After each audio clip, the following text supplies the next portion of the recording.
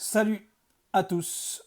J'ai perdu assez de temps, j'ai pris beaucoup de retard, mais cette fois-ci, on y est, on va démarrer la deuxième partie de la saga Mon prof, trois petits points, avec Ciel. Encore un prof extraterrestre. Alors, qu'est-ce qui se passe dans ce volume? Pour ceux qui n'auraient pas suivi la première série de lecture, celle de Mon prof est un extraterrestre, je vais spoiler, donc allez un petit peu plus loin dans la vidéo. Quand vous me verrez faire ça sur la vidéo, ça veut dire que vous pourrez reprendre la lecture. Dans le premier tome, on se trouve dans une ville fictive des États-Unis, une petite ville qui s'appelle Kennetuck Falls, qui est une ville, je ne sais pas, c'est jamais précisé dans cette saga, mais je pense qu'on doit se situer autour d'une petite quinzaine de milliers d'habitants, 20 000 à peu près. Une petite ville, pas forcément si petite que ça non plus, mine de rien, sauf qu'aux États-Unis, 20 000, bon, c'est un petit peu comme 8 000 chez nous, hein, d'accord. Donc, dans cette petite ville, une classe de CM2, la prof n'est pas là en début de rentrée, et la narratrice du premier tome de la saga, Suzanne Simmons, est très très déçue, car elle aimait beaucoup cette prof, et qu'elle surtout elle voulait faire du théâtre avec elle, parce que la prof avait dit aux élèves qu'ils allaient faire du théâtre avec elle. Et puis c'était une prof qui était gentille, qui avait une approche pédagogique différente de la plupart des profs. Elle réussissait à être très ludique, à leur apprendre des choses en les amusant, et c'est ce qui plaisait beaucoup à ces gamins, ce qui fait que quand la prof n'est pas là à la rentrée, c'est un petit peu la tristoune. Surtout que le remplaçant, ça a beau être un beau gosse, il est très très très sévère, très très strict, très très... avec lui c'est carré quoi. Et c'est pas très très rigolo. Et un jour, alors que Suzanne se livre à une camarade sur une lettre avec un petit dessin pas très très gentil du nouveau prof, et ben elle est dans la caca parce que en ramassant une interrogation, le prof il embarque la lettre avec et donc la gamine elle est obligée de faire des pieds et des mains pour essayer de récupérer cette lettre et chemin faisant elle se dirige vers la maison du prof, hein, elle décide d'aller carrément le stocker pour voir où il habite et de prendre l'interrogation dans sa mallette quand il sera chez lui. Et puis de fil en aiguille elle s'aperçoit que son professeur est un extraterrestre qu'il a pour but d'enlever 5 gamins de sa classe pour les emmener dans l'espace faire des tests. Elle n'en sait pas plus au début et elle n'en sait pas vraiment plus à la fin non plus de toute façon. Elle cède d'un de ses camarades qui est un espèce de rêveur notoire, hein, qui lit tout le temps des bouquins de science-fiction et dont elle pense qu'il est le seul qui la croira. Donc elle se livre à lui. Ensemble, ils font tout un tas de choses pour essayer de prouver la véracité de ce qu'ils disent, de ce qu'ils avancent. Mais ils ont un ultimatum qui est très très court, hein, parce que le mec il a prévu à la fin de l'année de les emmener après la kermesse de l'école, tous les 5 dans l'espace. Et à la fin du bouquin, ils n'arrivent pas à avoir de preuves et l'extraterrestre bat en retraite, démasqué, mine de rien, devant des dizaines et des centaines d'adultes et de gamins. Il est démasqué et il est obligé de fuir grâce à l'aide du petit Peter qui lui avait, si vous voulez, un espèce de plan B selon lequel, si ça marchait pas pour prouver que l'extraterrestre existait, il avait décidé de partir avec lui. Et donc à la fin du bouquin, c'est exactement ce qui se passe. On n'arrive pas à démasquer Broxholm jusqu'à la toute dernière minute. Et quand Broxholm est démasqué, eh ben Peter, il lui ouvre une espèce de porte à l'arrière d'une salle et ils s'en vont tous les deux dans l'espace. C'est là que va commencer le deuxième tome. Le deuxième tome, il est intéressant parce que il est raconté du point de vue d'un autre personnage qui est Duncan Dougal, qui est, si vous voulez, un petit peu la brute épaisse qui fait des misères à un petit peu tous les gamins à l'école. Il aime bien enquiquiner les gens, il aime bien taper, il est violent, il est méchant, il est bête. Et c'est intéressant parce que c'est dans sa peau à lui qu'on va commencer ce second volume. Voilà. Donc, pour les gens qui était susceptible de se faire spoiler, c'est bon, vous pouvez reprendre le spoil, c'est fini. Donc, on va commencer gentiment par le chapitre premier qui s'intitule Le casse-tête de la rentrée. Donc, bien évidemment, les élèves étaient en CM2 l'année d'avant. Donc là, ils s'apprêtent à rentrer en 6e au collège de Kennebec Falls. Chapitre premier, le casse-tête de la rentrée. J'étais en train de me brosser les dents dans la salle de bain quand tout à coup, en levant les yeux, j'aperçus une horrible face verte dans le miroir. « Hé, Duncan, tu sais l'heure qu'il est ?» croassa une voix derrière moi. Une vague de terreur me submergea. Allez-vous-en, bégayai-je en crachotant du dentifrice. Mauvaise réponse, c'est l'heure de ta raclée, ricana l'apparition sans s'émouvoir. Un bras puissant m'encercla le cou et je tentais de crier « Au secours, les extraterrestres !»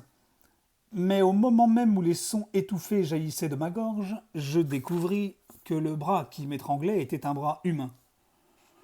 Ma terreur céda la place à l'indignation. « Oh, Patrick, ça suffit! Patrick, aïe !» Ce « aïe » m'avait échappé parce que Patrick était en train de me boxer le crâne. Si je le pouvais, je vous dirais volontiers pourquoi mon grand frère me battait. Malheureusement, j'en suis incapable. Ça le prend de temps en temps, c'est tout. Il m'arrive de taper sur les autres, moi aussi. Vous savez ce que c'est, vous êtes contrarié, votre colère monte, soudain, paf, vous tabassez le premier venu. Bon, il se peut que vous réagissiez pas de cette façon, vous. Enfin, en tout cas, ça se passe comme ça dans ma famille. Patrick m'assela un autre coup de poing, je tentais d'échapper à son étreinte en vociférant de plus belle. « Sors d'ici, pauvre taré, j'ai besoin de la salle de bain. La ferme, vous deux !» nous cria mon père. Inutile de compter sur lui pour voler à mon secours. La théorie de papa, c'est que la vie est dure et qu'il vaut mieux que je me fasse à cette idée. Il a sans doute raison, mais j'ai remarqué que lorsque je tape sur les autres à l'école, aucun de mes maîtres ne me dit « Bravo Duncan, tu viens de donner une bonne leçon au petit Jimmy. Grâce à toi, il saura désormais que la vie est dure. » Non. Ce qu'ils me disent en général, c'est plutôt « Écoute, espèce de morveux, tu commences à me casser les pieds, ou tu arrêtes ton cirque, ou je t'envoie chez le directeur. » Alors, à moins qu'ils ne se sentent particulièrement indulgents, auquel cas ils me susurrent « Voyons Duncan, il y a d'autres façons de résoudre ces problèmes, tu ne crois pas ?» Il n'y en a pas d'autres chez moi. De quelle planète viennent donc ces maîtres? De quelle planète? Bonne question. Si l'on considère ce qui s'est passé dans notre ville l'été dernier. Figurez-vous que la situation est plutôt tendue à Kennebec Falls depuis l'été dernier, époque où cet extraterrestre nommé Broxholm a kidnappé notre petit génie Peter Thompson et l'a emporté avec lui dans l'espace. Même après que Broxholm fut parti pour de bon, les gens tressaillaient à la moindre occasion, comme s'ils pensaient qu'il y avait toujours des extraterrestres en train de rôder dans les coins, prêts à leur sauter dessus. Quand les adultes sont effrayés à ce point, vous pouvez être sûr que les enfants trinquent. Nos vacances ont été un fiasco, étant donné que la plupart des parents ne voulaient pas laisser leur petit chéri sortir de la maison. Leur rengaine semblait être « Je ne veux pas que tu disparaisses comme ce Peter Thompson ». Enfin, mes parents ne disaient pas ça, mais tous les autres, oui. Je parie que dans 100 ans, on répétera encore aux marmots en couche-culotte que si de son passage, un extraterrestre aux dents longues viendra les manger. Pour compliquer les choses, le père de Peter Thompson, qui se souciait de Peter comme de ses premières chaussettes quand il était encore parmi nous, a décidé qu'il ne pouvait pas se remettre de la disparition de son fils. Un jour, dans le parc, M. Thompson est venu à ma rencontre. « Tu sais où il est, n'est-ce pas ?» m'a-t-il demandé. « Tu sais où ils ont emmené mon petit garçon ?» Je l'ai regardé un moment. M. Thompson était encore plus maigre que d'ordinaire et il avait des cernes sous les yeux. Je me suis alors souvenu de ce que Peter m'avait dit en me cachant chez lui pour me protéger de l'extraterrestre. Il m'avait dit « Ne t'inquiète pas pour mon père, il ne verra rien. De toute façon, ce que je fais ne l'intéresse pas. » Il ne se trompait guère. M. Thompson n'était pratiquement jamais à la maison et quand ça lui arrivait, il ne prêtait pas la moindre attention à son fils. Je l'ai donc examiné de haut en bas, tout maigrichon et accablé qu'il était, et je lui ai rétorqué « Qu'est-ce que ça peut bien vous faire là où il est ?» Là-dessus, je me suis sauvé parce que j'ai cru qu'il allait me frapper. Bien sûr, ce que je venais de lui lancer n'était peut-être pas très gentil, mais j'avais le sentiment que le désespoir de M. Thompson manquait de sincérité. Il jouait les pères et pleurait pour la galerie. En vérité, c'est plutôt à moi que Peter manque. Tout le monde croit que je le détestais. C'est faux. Il se trouve que je ne savais pas très bien comment le prendre, alors je l'asticotais de temps à autre. Bon, peut-être que je le détestais un peu, étant donné qu'il était si intelligent et moi si débile. Sauf que je n'étais pas vraiment débile. Je pensais l'être, c'est tout. Il faut avouer que ma fille et mes maîtres m'avaient beaucoup aidé à parvenir à cette conclusion. Je me sentais tout de même assez stupide en arrivant au collège ce matin-là. Pour commencer, j'étais en retard à cause de ma bagarre avec Patrick. Ensuite, ces taloches me laissaient un souvenir cuisant, j'avais mal au crâne. Enfin, je ne savais pas où était ma classe. Chaque fois que j'ouvrais une porte, je tombais au beau milieu d'une leçon, des visages se tournaient vers moi, et je rebroussais chemin en marmonnant. C'était le jour de la rentrée, et j'avais jamais mis les pieds au collège auparavant. D'ailleurs, je m'attendais pas du tout à passer en sixième, ça m'a fait un choc. Mais je crois qu'après cette histoire d'extraterrestre, le collège a dû décider d'accueillir toute notre classe sans exception, par sympathie ou quelque chose comme ça.